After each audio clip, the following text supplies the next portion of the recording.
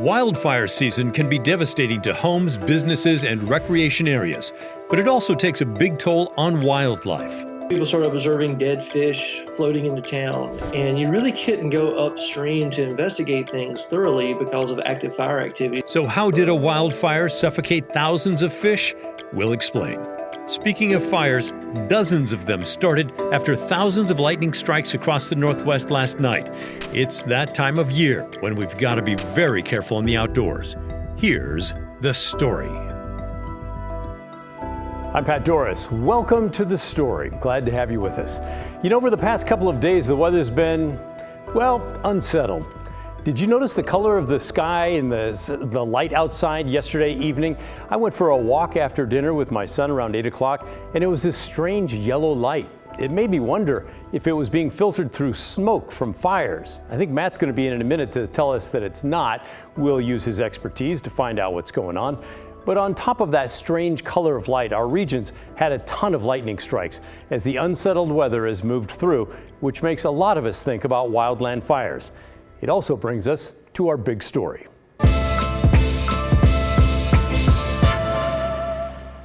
When we talk about big fires, we most often focused on acres burned and homes destroyed, and that certainly is important.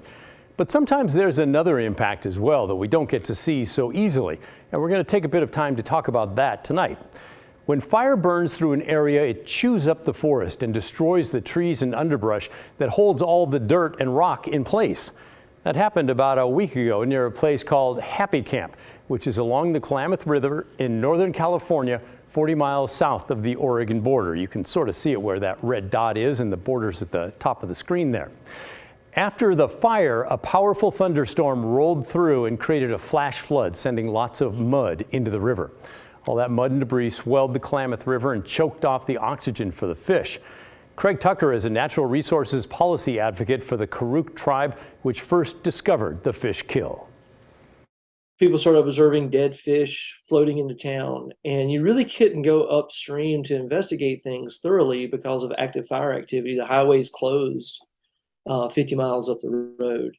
But our fisheries program at the Karuk tribe launched into action, went as far up about 20 miles upstream from Happy Camp as they could, and were really devastated by what they saw Friday and Saturday. Tens of thousands of dead fish are floating in the river, filling up every eddy. We started putting all the pieces together best we could. We have water quality equipment in the river that's monitored remotely. So what we know happened was there was a high severity burn event on a couple of creeks in that area, followed by a thunderstorm that created a flash flood. So this was a kind of a rare and unseasonable heavy rain event in a small area. And it just washed tons and tons of sediment and ash and debris into the river. It doubled the flow of the Klamath River in this area. Now, typically rivers like the Klamath are clear and clean as they run through Northern California in those remote areas. That flash flood really changed that. Take a look at this picture sent to us by the Karuk tribe. There's a distinct line between the awful muddy water there kind of in the far end of the picture and the clear water trying to flow into it. Craig told me all that mud took the oxygen level of the water, which the fish of course need to live, down to zero for several hours on the night of August 3rd. It suffocated thousands and thousands of fish. And what kind of fish were dying? I saw those pictures, but I couldn't really identify them. Well, some of the bigger fish in those pictures are actually suckers. I think people sometimes disparage suckers, but they're fundamentally important to the river. They clean the river system. They eat the algae, really important for water quality. But mixed in there and hard to see in those pictures were tens of thousands of juvenile salmon. So these are Chinook and coho salmon that are just a few inches long. That those fish, some of those fish will spend a year of their life in the river before they're big and strong enough to go out to the ocean. So we will really see the consequences of this event in a few years when we're looking for those adult fish to return. So that's not great. Again, we're talking about the Klamath River and a massive fish kill just south of the Oregon border. Some of the pictures and videos from the scene there showed lots of smoke down in the water. I don't know if you noticed that, but it looked sort of foggy, but that was smoke. Craig Tucker with the Karuk tribe says actually smoke is not the problem for the fish. Yeah, well, Interestingly, smoke can really be beneficial to fish. Smoke actually shades the river from sunshine. And so sometimes fire vents actually have a cooling effect on the river. And so for the Karuk tribe, who I work for, and other tribes in this area, in the late fall, fires are often set on the landscape as part of cultural practices. And it probably was the cue for the river to cool down and for fish to start moving. So there is a positive relationship between fish and fire. In this case, the landscape that's burning hasn't seen fire for 70 years. And that's not normal. This is from policies enacted by the Forest Service and California's CAL FIRE. This landscape should see fire more regularly. It should see fire at a time of year where it's safe to burn, when the temperatures are cooler and the humidity is higher, and would consume a lot of this fuel that's on the ground. But when you spend 70 years putting out every fire as fast as you can, eventually it catches up to you and you have a catastrophic fire event like we're living through right now. So there it is. Fires happen, especially this time of year, and can bring devastating impacts to streams and rivers, whether we see it or not. And that's in addition, of course, to homes and acres. And many, including Craig Tucker there, the natural resources policy advocate for the Karuk tribe, think there needs to be more use of fire in cooler months to safely clear the landscape. So what's your take on all this? Do you have a forestry expertise? Do you want to share your expertise with us? Does the Northwest need more managed fires? And even if you're not an expert, I'd love to hear from you. You can email me. The address is thestory@kgw.com, or call and leave a voicemail. Our phone number is 503-226-5090. Did you see any of this last night? I love lightning. Well, I love to see it from a distance, and just imagine you can hear that sound. If you know someone in Central Oregon, though, it's likely that they saw it. There were more than 5,000 lightning strikes across Oregon and Washington last night. That map, all that purple, that's all lightning strikes. They started 92 fires across Oregon. They're all small right now, but of course, that's how the big ones start. Let's turn to our expert now, Chief Meteorologist Matt Zaffino. What's with all the lightning in Central Oregon, and what's it say about our fire weather? Yeah, you know, it wasn't just Central Oregon either. Here's a picture from the Willamette Valley. Rod Stevens snapped this one out near Silverton last night. Rod being the great photographer that he is, and just a beautiful, beautiful look there. And like you, Pat, it's always fun to see it, but of course, we know the danger to person and of course to property with our dry forests around the Northwest. More video for you from near Salem at Tango Master 25, sending in this one via Twitter. Thank you, Tango Master 25, for sharing your imagery with us as well. So it was a super active night. Here's that map again. Every one of these triangles indicating a lightning strike, over 5,000 in Oregon, another couple of hundred up in Washington. And you may be wondering, well, how come we don't have big fires burning right now? Well, these thunderstorms came with a lot of rain, which is great. We need the rain, especially when it's going to put out fires, but there is still a danger because not every single fire that may have been started last night was extinguished by the rain or the hail, which I'll talk about too in just a minute. What can happen is as the weather dries out and warms up, these fires, which right now may just be smoldering, kind of sleeping and creeping and not doing a whole lot, as it warms up, dries out, and especially if we get some wind, that's when we can see the fires really explode and grow, and that's when they become dangerous. So we'll be watching that very carefully over the next couple of days, and especially next week as it warms up. Our stats so far year to date, not that bad actually. Less than 2% of all the fires in Oregon and Washington have met the large fire standard, which I believe is 1,000 acres. The thing that really jumps out to me about these numbers, though, is that the fires that happened started 478 human cause, only 279 lightning cause. So again, we are often the culprit of some of the worst fires, especially some of the worst fires we've seen here in the West over the last several years. So be super careful over the next couple of months. We're just entering fire season. I mentioned the hail. Look at this picture from down near Eugene. Yep, that's quarter-sized hail. There was a lot of hail with these storms, and again, that's good because it helps to diminish the threat of getting fire starts. Here's a quick hail primer for you on hail size. That was quarter-sized hail. Look at that. That's very rare, severe level hail, and it takes updrafts of about 50 miles an hour to make quarter-size hail. Those are strong thunderstorms that we had last night. Now, this is active wildfires as seen from some of our satellites. The one burning in the Coast Range may or may not actually be a fire. Sometimes the satellite gets fooled by other things. But so far, it's fairly quiet, at least for now, Pat. We'll be watching it carefully. Fingers crossed. Thank you, Matt. One more question for you. The sun last evening here in Portland put out kind of a yellowish or orangish light. It felt at times like it was going through smoke that we've had in past years. What's going on with that? There may have been a small contribution from wildfire smoke because we picked up a bit of a southeasterly flow. So some of the smoke from fires in eastern Oregon, central Oregon may have contributed. But I think what really was happening is this. We had great cloud formations because of those thunderstorms, and with a lot of electricity in the air, with all of the active lightning that we had, well, the air gets ionized by the lightning and by the electrical charges that are flowing or not flowing from cloud to ground, which creates really weird colors. And this is from near Tigard last night, again from Twitter @jar4, sending in this one, and he said, "What's with the orange sky?" And again, it's exactly what you saw. I saw it last night too, and we often see this when we have thunderstorm activity, the sun angle low and it lingers long in summer like this, and you get these tremendously interesting cloud formations, and it just leads to some really interesting light. This one from out in West Union at King Sophie Joe 75 sending in this one, and again, the colors were just tremendous. So I think it's more of a factor of the ionization of the air from the electric activity in the air and just the interesting cloud formations and the optics that came with it. Pat. All right, great, Matt. Thank you. Always learning from you. Appreciate it. Hey, let's follow up now with the race for Southwest Washington's seat in Congress. We told you last night how Jamie Herrera Butler conceded the race, and at the end of this year, she's going to be gone, out of Congress after serving 6 terms. Her opponent, Joe Kent, took the second place spot in the primary, which means he is going on to the general election now and will face Democrat Marie Gluesenkamp Perez.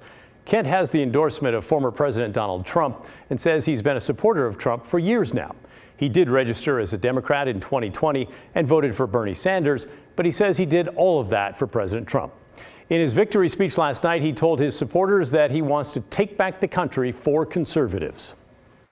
If you look at how high the stakes are, this isn't politics as usual. The other side, the far left, the globalists, the administrative state, they work in lockstep. They are very unified. They have an agenda. They're not playing politics as usual anymore. They're not trying to win over any hearts and minds. They're not trying to have the best argument. They are trying to radically change our country by seizing every single lever of power they have. And once they have control of that lever of power, they wield it against us. Whether it was the raid that happened last night at President Trump's private residence as a private citizen, exactly.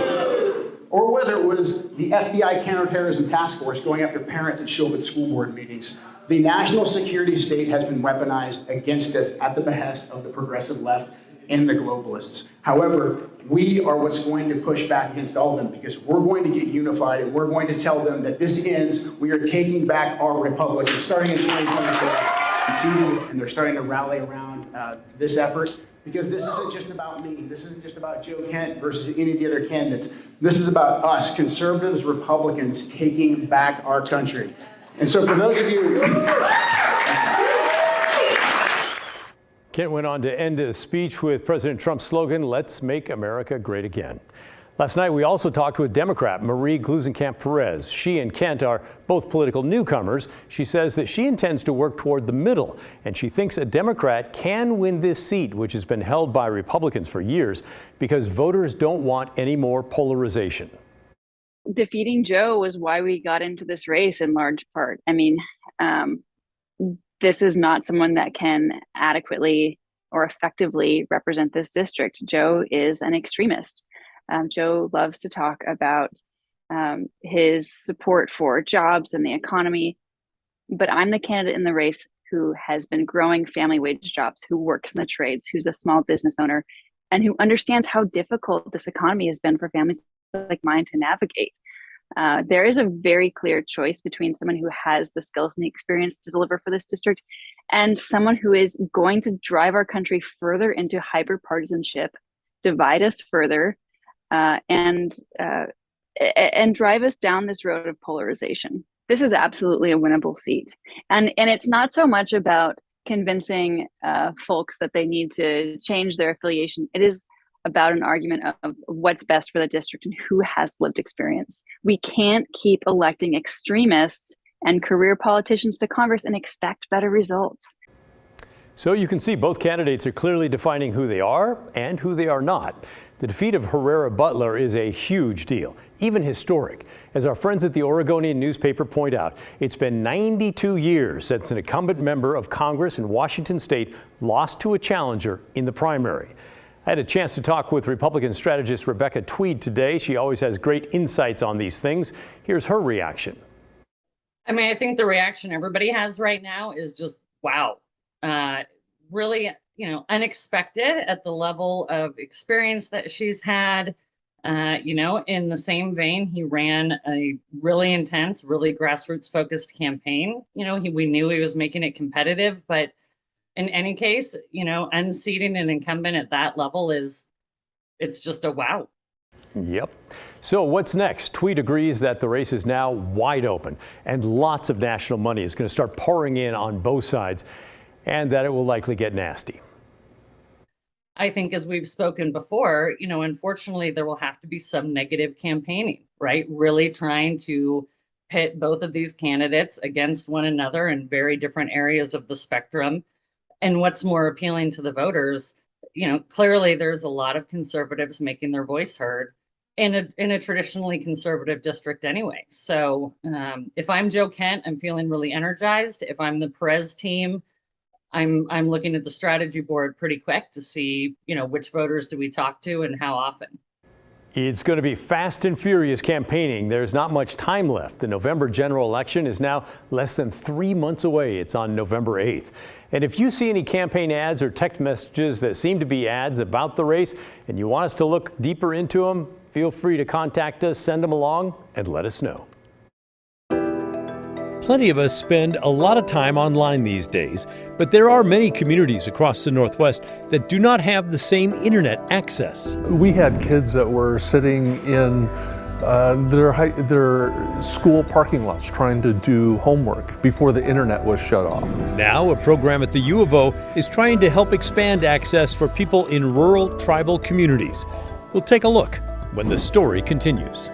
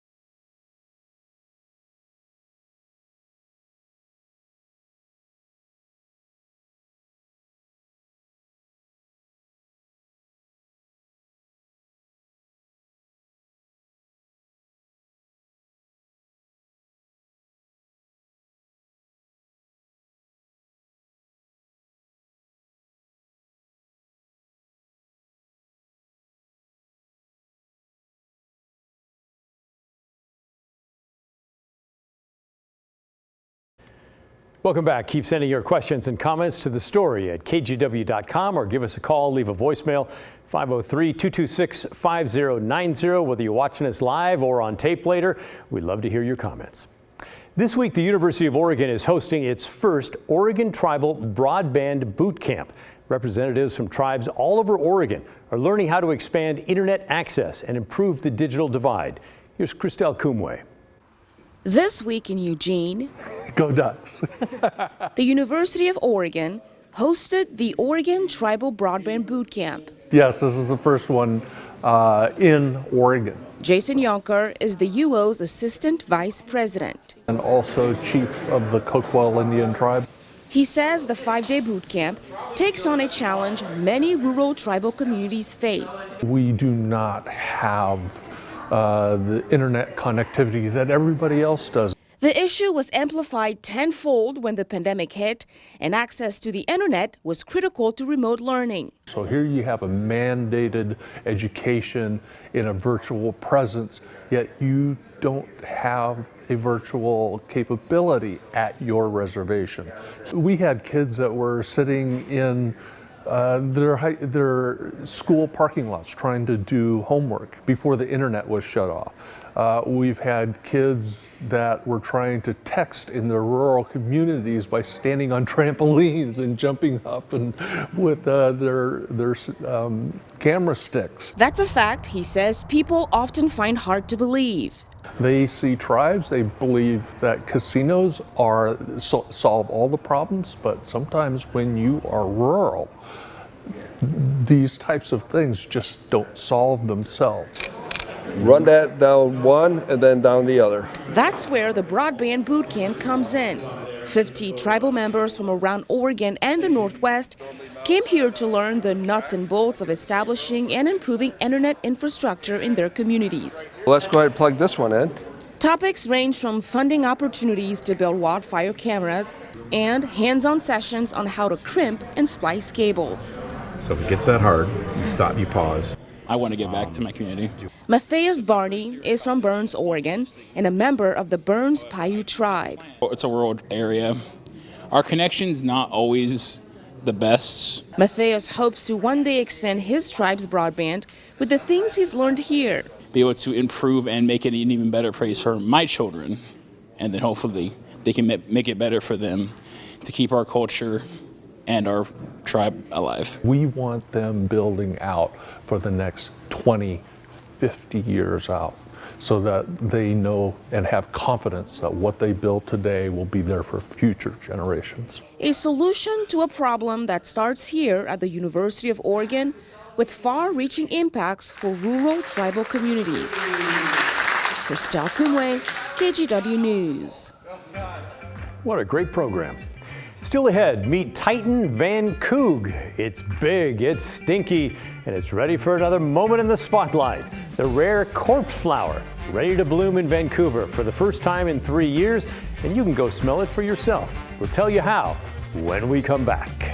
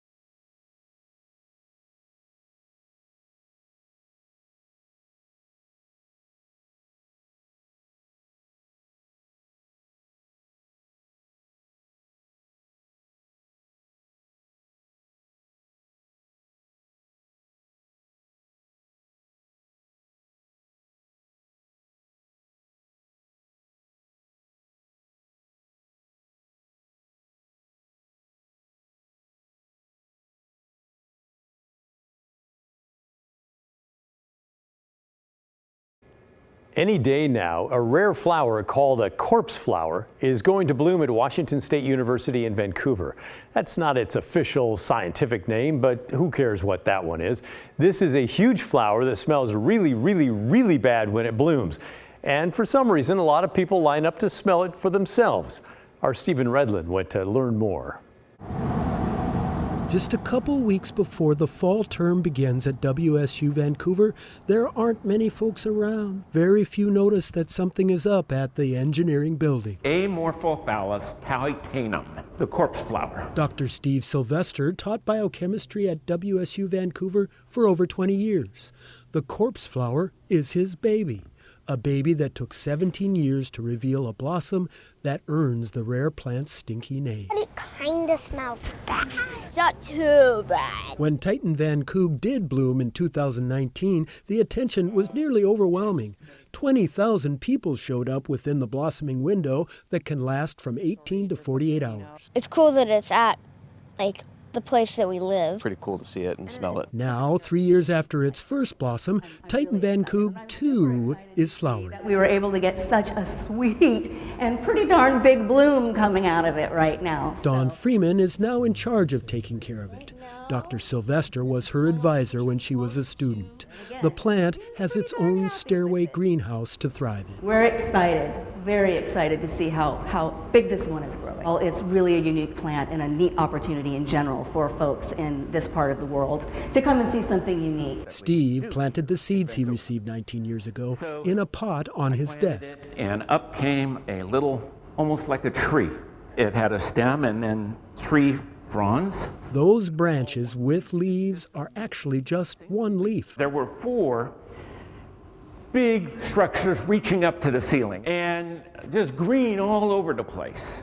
But it was all one leaf. It's just a leaf. In early June, it sprouted again and grew fast. The whole structure that you see has grown in less than 30 days. This is an inflorescence, which is a flower holder. Then it'll unfold and it'll stink like dead animals. That will draw the carnivorous flies and bugs to the plant and from there to new growing spots, all to make more corpse plants in the world. Steve is doing even more to help them survive. I actually cut a square window in this. It's about that thick down here. Be warned, there's no physical contact allowed. We don't want to touch it because fingerprints have bacteria on them and you could cause it to abort. That'll be strictly enforced during the next days of the viewing of Titan Van Coog II. Just like in the stairwell, they'll be watching. We've got it under some surveillance, so we feel like it's fairly safe here. When it blooms in the next few days, WSU looks forward to seeing crowds like 3 years ago. Pack your patience. You'll be sharing with all the others who want to see the Titan corpse plant. It could be soon. I predicted it was a week away and boom, it happened. At WSU Vancouver, I'm Stephen Redlin, KGW News. Thanks, Stephen. Fascinating. When we come back, how you can make a difference for school kids who need help with supplies in your area.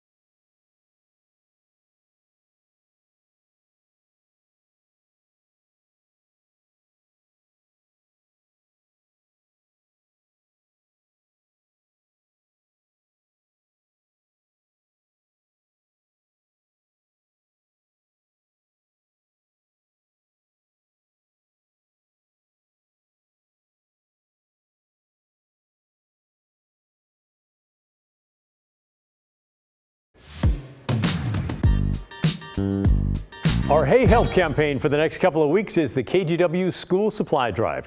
We're trying to raise enough money and supplies for more than 15,000 kids, and one of the best and easiest ways you can help is to give online. You can do it right now. Grab your phone, aim your camera at the QR code on your screen, and then donate on our website. There's also a list of collection partners in your area where you can give in person if you'd rather. And if your phone isn't handy right now, don't worry about it. Just remember kgw.com/school, and you can donate there. That's the end of our program. Thanks for watching. Appreciate you being with us. And remember, the story, our story, well, that never ends. We'll see you tomorrow. This is KGW News at 6:30. And everybody